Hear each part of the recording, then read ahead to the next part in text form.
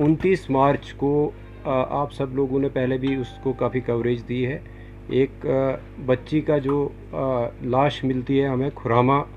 गांव जो लोलाब एरिया में है और पुलिस स्टेशन लालपुरा का एरिया पड़ता है। वहाँ पे एक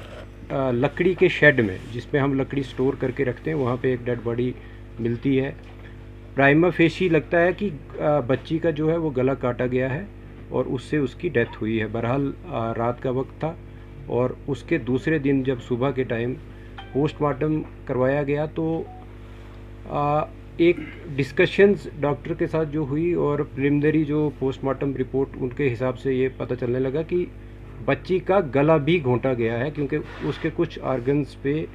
जो ब्लड वो ज़्यादा था और जिससे जो डॉक्टर्स का अपना बताने का तरीका होता है,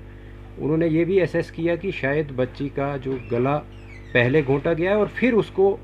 उसके जो गर्दन पे है वो छुरी चलाई गई है। या शक जो है वो ज़्यादा आसपास के लोगों पे ही जाने लगा और जो जो बहरहाल तफ्तीश शुरू की गई उसमें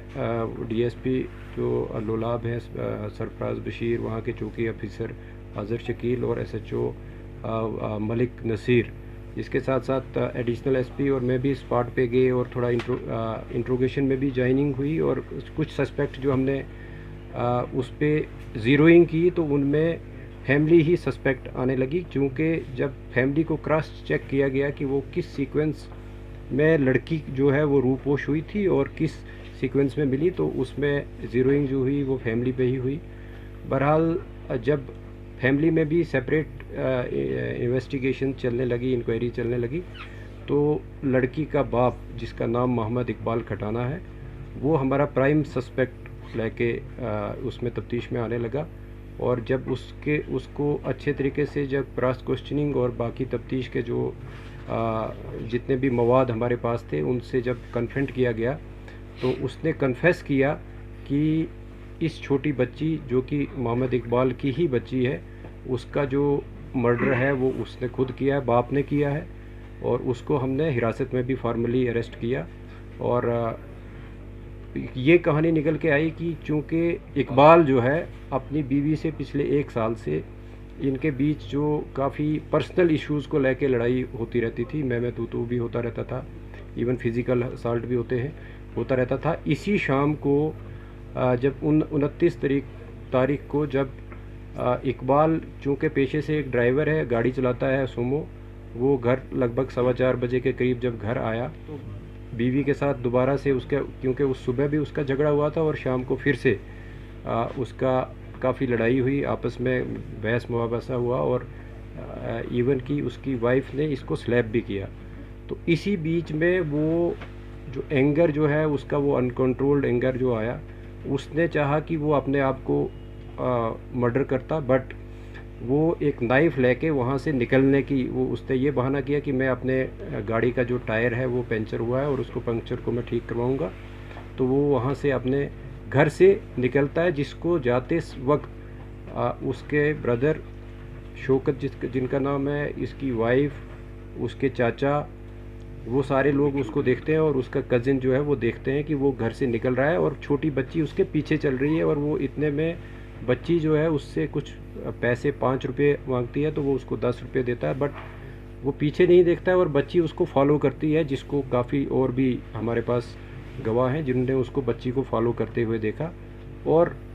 वो गाड़ी में ही बच्ची जो है इकबाल के साथ बैठ गई। इसके बाद वो हार्डन की तरफ आया और फिर उसके बाद सीवर की तरफ, खुरामा की तरफ आया और जहाँ पे गाड़ी में ही, चूँकि उसके बाद इफ्तारी का भी वक्त था और गाड़ी उसने एक आइसोलेटेड प्लेस पे लगाई, चूँकि इसने पहले ही अपने आप को ख़त्म करने के लिए एक चाकू जो है अपने घर से लिया था और उससे फिर अपने इस जो जुर्म को वो दूसरा रुख देने के लिए, ताकि इसका शक जो है दूसरे लोगों पे भी जाए। और वहाँ पे शेड में जो है वो अब इस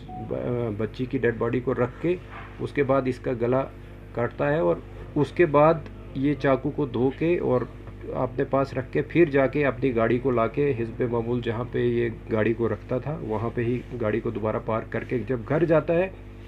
उसके बाद ही घर वाले इसको पूछना शुरू होते हैं कि बच्ची आपके साथ गई थी और बच्ची कहाँ पे है।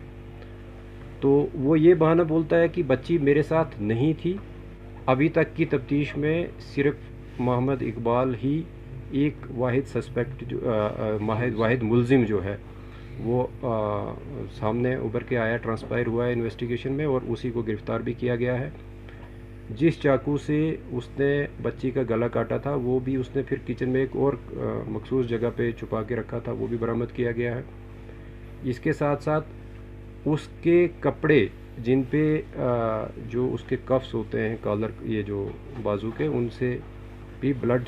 जो स्टेन्स मिले हैं और उनको भी सीज़ किया गया है। और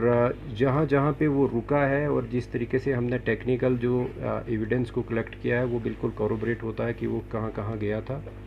और किस किस कौन कौन सा उसका मूवमेंट पैटर्न रहा है, वो भी सारा इस्टेब्लिश हुआ है। बहरहाल जो तफ्तीश अभी तक हुई थी, और मुझे लगता है कि यहाँ तक ही हमारी तफ्तीश जो है, अब इसको सिर्फ